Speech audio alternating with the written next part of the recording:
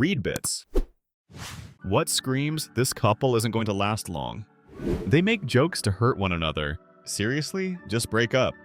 The worst is when you hang out with one of them and they keep making mean jokes about the other. They have nothing else to add to the conversation. Yes, belittling each other in front of friends and family, huge red flag. When they say something like, "We thought having another kid would bring us closer together. Now that the baby is coming, we hardly have time to fight." Or worst yet, a kid. It's also not uncommon for people in failing marriages to move to another house, even if it's not necessary for other reasons. My friend did this. I work with children and my parents are divorced, so this is a trigger for me when I hear it. So when he was all like, "Look at the ultrasound pics," I removed myself from the situation after smiling and nodding. If you have a fucked up relationship, a kid is just gonna fuck it up even more. It'll just delay the divorce by a few years. There have been studies suggesting that expensive weddings with fewer guests attending are associated with a higher likelihood of divorce, whereas cheaper weddings with a larger guest list tend to be linked to longer-lasting marriages. Small, cheap weddings can be a double-edged sword. On one side, it could be a spur-of-the-moment thing that isn't thought through and will likely end in divorce. On the other hand, it could be a couple that's very much in love and is being fiscally responsible to get a head start in life. When one does not care at all about developing a relationship with the other's friends. Yes, you don't need to even be good friends with them, but you should at least be polite/courteous. But to be fair, you should do that with everyone. Yes, I've noticed a terrible pattern of friends in abusive relationships, starting with the partner, making them choose between their friends and their partner. Big no. Absolute lack of communication. This is coming from someone that got divorced a year and a half ago, and what led to that divorce was a complete lack of communication on her part. The inability to voice your concerns or just about anything will destroy a relationship or marriage. Whoever reads this, I cannot stress to you how important it is to have a clear line of communication with your significant other from the beginning. Sigh. Totally, the ability to bring up hard things in a way that is not accusatory, and conversely the ability to hear hard things, not as criticism, but as a possibility for improvement or connection. A couple I've seen, dismissive about the other's hobbies and unwilling to learn. A friend of mine in college was really into wrestling. He knew it was fake.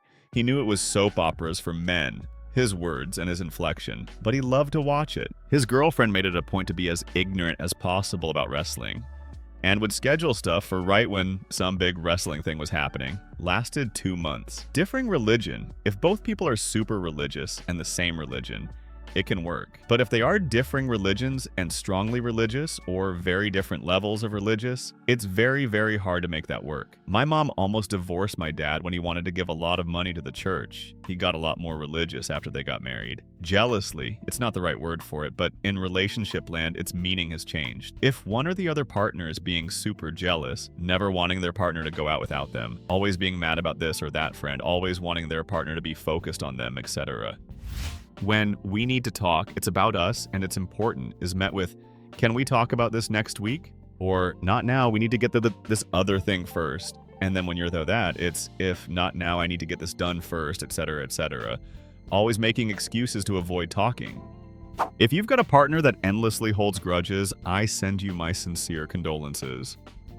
Do you mean holding a grudge like, "Hey, you did this shitty thing 5 years ago and never since, but I'm still mad about it"? Or holding a grudge like, "XYZ is really bothering me. Here are the other times we've talked about it, and I'm really upset it's still happening"? My sister-in-law is currently in a new relationship with a guy a little under 8 months, and they are already talking marriage, babies. I just spent the past 4 days with them, and he really likes to poke shit, she says. Oh, arguing is just a part of his personality. I really hope she knows what she's doing. My girlfriend made an effort to get us on the same page about marriage and kids before we even went on our first date. If you don't both want the same thing out of a relationship, better to find out sooner rather than later? No. We've been going strong for 5 years and will probably be engaged soon. John Gottman, a leading relationship researcher, found that the 4 horsemen, criticism, contempt, defensiveness, and stonewalling, are strong predictors of divorce. Partners who agree on core values, children, religion, finances, lifestyle, report higher marital satisfaction and stability. One or both are constantly testing the relationship. If you feel the need to test someone all the time, then you probably shouldn't be with them because you clearly don't trust them. When they get way too serious way too quickly, like moving in with someone after dating them for 2 months. Bit of a recipe for disaster, although I'm sure it'll have worked out for some people. Moved in with my husband 4 months into our relationship. My lease was up and he was staying with family. We've been together 16 years total. You're generally right, though. You occasionally find a couple that got engaged a couple months in, and they're celebrating their 40th anniversary. Those rare exceptions unfortunately help encourage this when you know thing that a lot of people use to justify rushing into disastrous marriages. I knew on our first date that I was going to marry my wife, but both of us being children of divorced couples kept us from rushing in too quick. Codependency. They always have to be together. Usually it's one wants to be with the other all the time, but sometimes it's a mutual desire. You hardly ever see them apart, and when you do, they talk about their partner in every conversation. Most of the time, it's the woman who is obsessed with the guy and talks about him non-stop. Eventually, her obsession will turn into full-blown mania, and there will be an ugly breakup. Or he'll stay because he's afraid of what she'll do if he tries to break up with her. It can be the other way around, though. I spend every day with my wife. We love being together. We are each other's best friends. We're swans. Obsession and do no wrong is something different. All true relationships have voluntary codependency. Otherwise, the relationship is shallow. The word is used negatively by people who have often never been in a long-term relationship and are afraid of commitment. The metaphor I use is, if I cut off my arm, I could learn to use one, but it would be stupid to cut off my own arm to show I can do it. The above is how people approach relationships. They will voluntarily scorch a good relationship under the guise of not wanting to be codependent. Poly, long-distance, laissez-faire relationships. It never ends well. Inflexibility about not wanting to do certain chores, activities. Clear symptom of childish stubbornness.